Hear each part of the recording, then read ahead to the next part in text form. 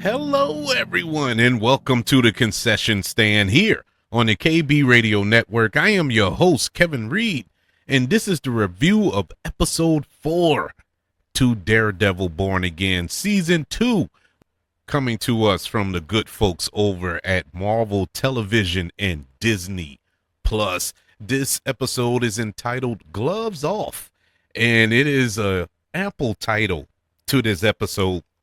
If you followed my reviews of Daredevil Born Again Season 2 thus far, thank you, by the way. You know that I have enjoyed this season so far. The first 3 episodes I felt were the best since Daredevil has kind of transitioned into the MCU proper.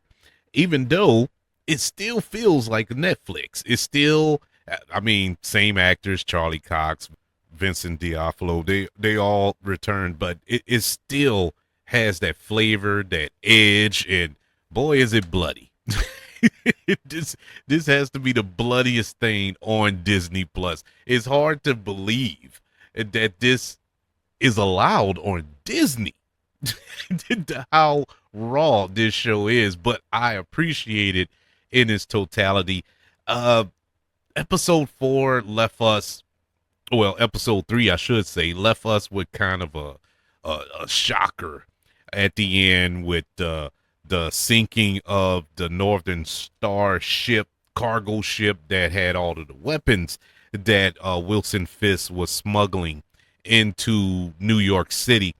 Yet he was able to get all of the weapons off, but it was in an effort to hide what was in those cargoes, even though Daredevil already know from Daredevil.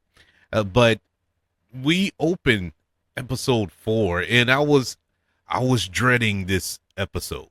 I was like, man, we kind of left off on a pretty big high in episode 3. Will this be a letdown episode? Will this be a more dialogue heavy, story heavy episode? Which isn't nothing wrong with that. It's absolutely nothing wrong with that.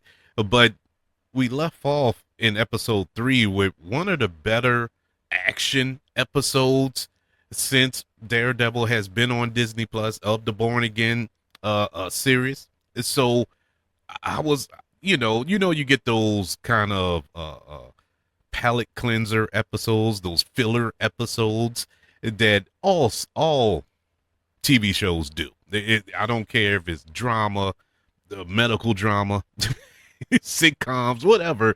They always have that 1 or 2 episodes within a season that kind of not pump the brakes, not slam on the brakes, but just ease up off the gas pedal a little bit. Well, we open up this episode, Gloves Off, episode 4, with Benjamin Poindexter. Yes, Bullseye. And he's doing his little morning routine. He's making sunny side up egg, just living a good life, doing his little push-ups, and just a normal morning routine. Well, not normal for me, because I'm rushing out the house, not eating anything and everything in the morning. Not a morning person. But he's doing just a normal, basic thing in the morning. He leaves, he greets his neighbors and pets not the dog, but I think it was a cat, and feeds it an egg and goes off to this diner, orders a milkshake. And you're like, okay, where are we going with this? That was my first thought at this point. But it's Bullseye, and he has something up his sleeve. It's something that he's up to at this diner. Who's at this diner that he's looking to take out with a straw or something, because anything's a weapon in Bullseye's hand, and we see it in all of his glory in just a few moments at this point. But he calls the police and gives them a fake tip, or what law enforcement would call swatting, when you call in a fake reporter of that nature. But he called in and said the Punisher just walked into the diner and he has a gun.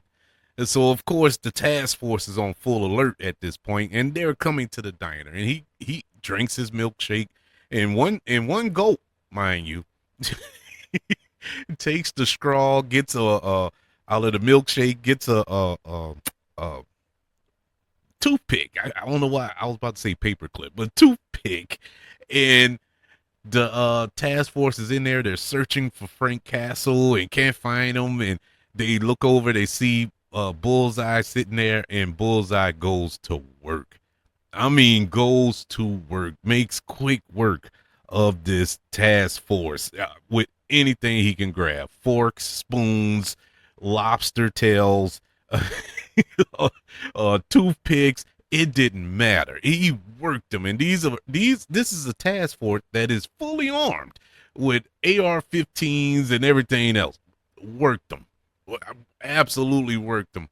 He leaves out the diner right after he takes a bottle of ketchup from off the table. He has this little encounter with one of the patrons there who has a dog, and he's telling him like that's unsanitary to have a dog in a diner.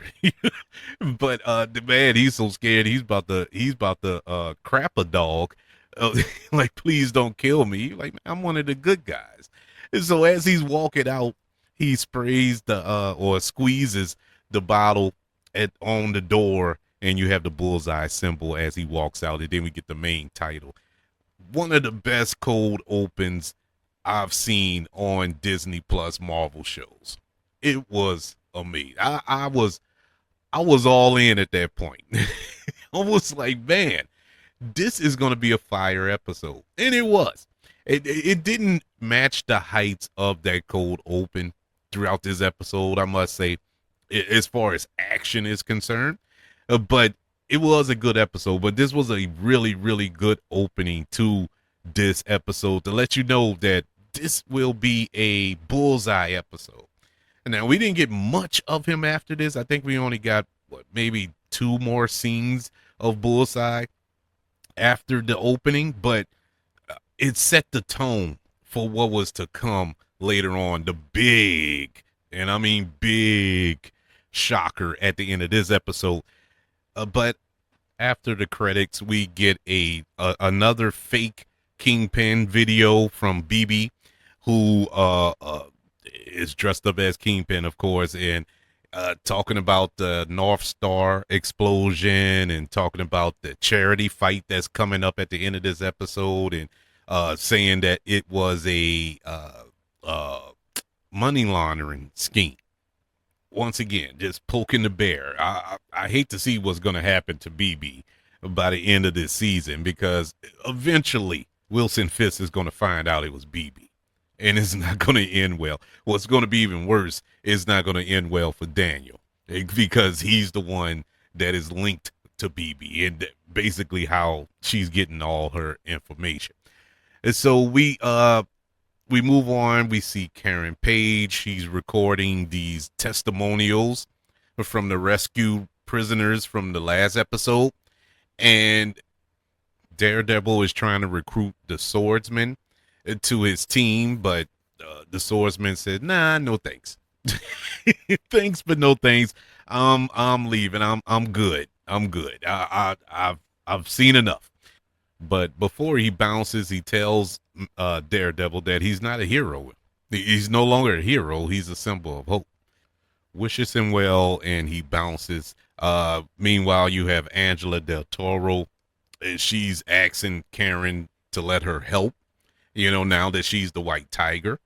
And Daredevil gives the nod of approval at that point, which was kind of odd. This was the oddest thing in the episode to me, and it's being petty, but it's just odd. Why would Daredevil let a little girl? Because she's a girl. I mean, girl. I'm not talking late teens. She could be late teens. I don't know. They never really said her age on the show, but I know she's young, way too young to get wrapped up in something this dangerous. But he was like, "Yeah, cool." He just gave a little nod. And so he tells Angela that there's a lot of responsibility with this amulet that you wearing, and she said she knows, she understands, and that she's ready. as they're talking, another uh, uh, individual comes to the apartment where they're hiding out at, and it's Christoph, who was working at the Freeport on the Northern Star, and he tells them that he's here to help, that he's he was there when all of it went down, and that the Kingpin ordered them to destroy the ship if Daredevil showed up. So that's what they did. Another kind of a weird exchange.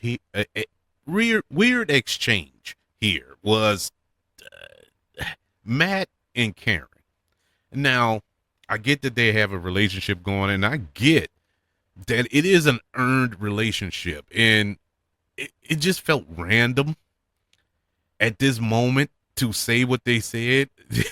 They exchanged "I love yous" before Matt left, and look, it just didn't hit with me. It was supposed to hit. I wanted it to hit like, oh, they confess their love to one another. You know what I'm saying? It just didn't have that that pop that I would hope that that moment would, that it rightfully deserves. But it didn't get there with me. It probably got there with you, but it just kind of flew over my head. I don't know. But moving on, we find Wilson Fisk. He is not too happy about what took place at the Freeport with the escapees, and he talks to Buck Cashman about it until we get interrupted. And finally, I was kind of wondering where this character was, Mr. Charles, who's played by Matthew Leonard. I was wondering where he was because it was kind of a big deal that Matthew Lullard was on the show. And so, for 2 episodes, he kind of vanished into thin air. But, thinking of the grand scheme of it all, that character really didn't have anything to do those last 2 episodes. So it makes sense. I just want to see more of the selfishly. I just want to see more of Matthew Leonard. I love him. I love him as an actor. But he's wondering why the weapons are still in New York. But Wilson Fisk says that he can't move them just because, Daredevil knows their location. I can't just move them. And so Mr. Charles doesn't really seem to care for Fisk and talks down to him, which, look, I understand that he's this, I don't know what he is, a government operative or whatever ranking he has or how much pull he has in Washington. I don't think he understands that he's in bed with the Kingpin. And so Fisk kind of tells him at this point, or shows him, I should say, that he's not his employee. I don't work for you, and gives Buck the signal to reach for his gun. And Mr. Charles, he have his own arm backed up with him, and he seems to have the upper hand until Bucky kills them both. Bucky, not Bucky, but Buck kills them both and aims the gun at Mr. Charles. So at this point, Kingpin tells him that the shipment would be delivered on time, and he needs to grow some patience, and they leave. And Mr. Charles is left there a little perturbed, because he thought he was going to come in and strong arm Wilson Fisk, but this is Wilson Fisk. This is the Kingpin. So back at the apartment, Karen has filmed a testimonial with Christoph and got his side of the story. So now she has this SD card that she needs to get to BB. But of course, she can't go out on the streets because she's wanted. Everybody is looking for him. And so Angela volunteers to take the SD card and deliver it. But Karen is like, no, well, you're on the radar too after what happened at the Freeport, So Angela, smartly devises a plan, which was executed a little while later when she hits the streets, and she reached out to a friend of hers, and she asked him to sneak the SD card to BB with these testimonials. Also, at the same time, we have another covert operation going on when Matt disguised himself as one of the AVTF officers wearing the uniform and everything, and he goes to the diner where Bullseye wrecked it, and he goes looking for clues. And so he finds a token on the ground, and it's a coin from Our Lady of Grace, the church that Matt's mother was a nun at, and where he goes to seek refuge and whatnot. So this gives him the idea to go find it. And so when he goes to the church, he meets not the priest, because he said he wasn't a priest. I didn't catch what he is. What is he if he's not a priest? But anyway, one of the guys that's at the church, and he tells Matt that the guy was looking for Sister Maggie. And we know from the Netflix series that Sister Maggie is Matt's mother. And so he doesn't know where Bullseye is, and Matt promises not to kill him, him being Bullseye. And he does tell him that Bullseye said that he can hear church bells and can see the church doors from his apartment. So Matt realized at that point that Bullseye is nearby. Wherever he is, he's held up very close. And so meanwhile, we go to Bullseye's apartment, and he's greeted by none other than Daredevil. And they exchange words, and then they exchange fists. And anything else that could be thrown. It was a nice little 1-2, nice little rematch. It wasn't an epic fight that they had. It definitely didn't live up to the standards of the first scene in this episode, but it was a nice 1-2 from them. Good to see them interact. Those two characters interact on this show. But during the fight, Daredevil, he manages to get the upper hand. Bullseye, he manages to take one of his elderly neighbors hostage, who walked in after hearing all the commotion. And Bullseye tells Daredevil he wants to do one good deed to make up for things that he did to Foggy, and that just sent Daredevil spinning. Don't say that name. He pulled the he pulled the Bruce Wayne in Batman v Superman. How do you know that name? Don't say that name. And so Daredevil, he manages to disarm him, and Bullseye, he escapes, and Daredevil chases after him. And so we fast forward to the final half of this, well, not half, but the final stretch of this episode, the charity fight. We start outside of the venue, and BB, she meets Daniel outside, and the guy that Angela had met earlier, he bumps into them, and they're like, "Oh, you're BB." He acts all starstruck and asks us to take a selfie with her, and while he does that, he plants the SD card in BB's jacket. And so at this point, Daniel, he suspects something is wrong. He sensed something ain't right there, because nobody goes up to BB. she's not a celebrity like that, but he stays quiet. He doesn't say anything, but he strongly suspects that there's some shenanigans going on. In the locker room, Wilson Fisk, he's preparing for the fight. He gets a update on Daredevil and Bullseye. Nobody has seen them, and there's an increased number of guards of the task force at the arena, so you're good. Buck, he gives a call and tells Fisk that he's not leaving his side, and Fisk tells him to go. He doesn't want him to. He doesn't want any loose ends, and so the fight starts. Fisk, he enters the ring, quickly overpowers his opponent. Of course, the longer the fight goes, the more vicious his attacks are against his opponent. I thought he was gonna kill him in the first round. To be honest with you, he was tearing that dude up. And he told the guy in the locker room, the guy, he's not gonna get one punch in on me, so he wasn't even worried about the guy. But I mean, it's Wilson Fisk.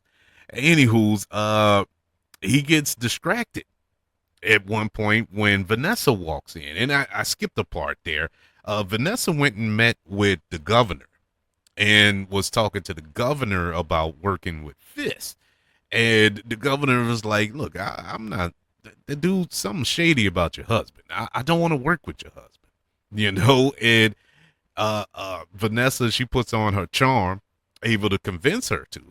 She's like, "Okay, I can't work with your husband, but I can work with you and your husband." And so that meeting went well for her. So after the meeting, she did come to the fight. So she comes, sits in the front row, and this distracts Wilson Fisk long enough for the opponent to get a nice little shot in, a good punch in. Oh boy, why did he do that?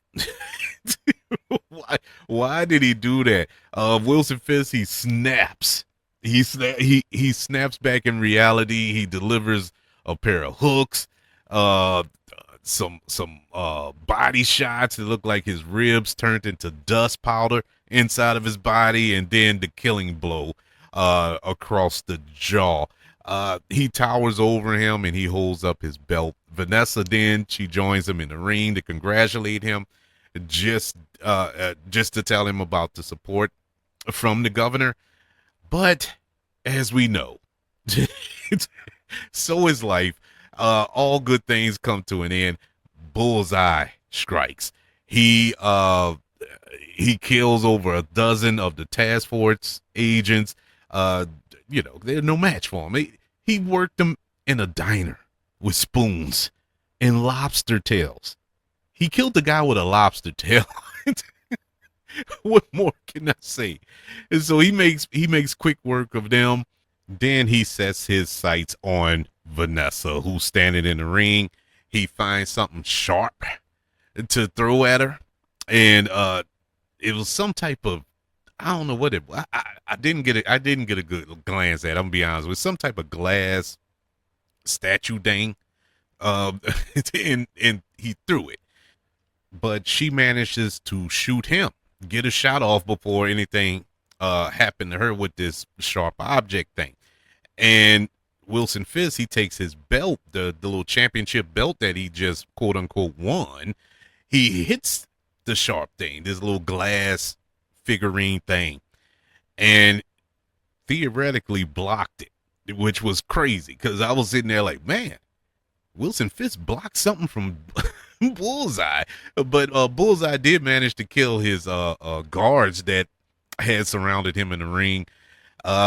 Kingpin, he grabs one of their guns and he shoots at him, but just as he shot at him, we see Daredevil swoops in and saves Bullseye. He saved Bullseye, and the two of them make it out of the building alive, and they start to run immediately. Meanwhile, you have the Kingpin, Wilson Fisk. He's barking out orders at the task force to chase after them, get them, and in his rage, he forgot. He forgot that Bullseye doesn't miss. He never misses. So he turns and he looks and he sees Vanessa. And the way it was shot, it was great. I loved how they shot it. It was a profile shot, and as she turned her head, we see the blood starting to gush out of one side of her head as one of the pieces to that little trophy figurine thing was lodged in the right side of her head. As she collapsed and Wilson Fisk shouts for the ambulance and it fades to black. Man, this was a fire episode. This was a really, really good episode. I was excited from the word go. It started on a high, it ended on a high. It wasn't action packed. All 50 minutes of it wasn't like jam packed with action, but the action that we got was great. One thing that I noticed about this season so far, the first 4 episodes, last season we got maybe 3 good scenes with Daredevil. I'm talking Matt Murdock in his Daredevil costume, uniform, whatever you want to call it. It was it was boring because you didn't have any Daredevil in it. This season is a complete opposite of that. We are getting like 85% Daredevil and 15% Matt Murdock. And I'm not mad at it. Nothing wrong with Matt Murdock. I just love Daredevil. I want to see more of the costume hero. But this episode, it once again left us on another high. What's next? We with Vanessa. She isn't dead yet. She isn't dead, but definitely got damage. At the very least, she has severe brain damage from what happened. And Wilson Fisk is going to be a man possessed after this. There's no more Wilson Fisk after this. It's all Kingpin. It's going to be brutal going forward. I'm so excited to see how this go, how the story unfolds. How is this going to work with Daredevil and Bullseye kind of working together now? I wouldn't say they're working together, but they I don't know, man. I don't know. They're not trying to kill each other. Let's just put it that way. They're not trying to kill each other. And how will Karen Page take this? You know, because she know that Bullseye killed Foggy. So how is she going to react to this kind of makeshift alliance that Daredevil and Bullseye have together? It's so much. It's so many questions. So many questions. I can't wait to receive the answers. I love this episode, if you couldn't tell. Loving the season so far, but that's just one man's opinion. I would like to know yours. What did you think of Daredevil Born Again Season 2, Episode 4? Did you enjoy it? Are you looking forward to what's next on the docket? Let me know. Email the show, kbradiopodcast@gmail.com. You can also search for the show on all social media platforms.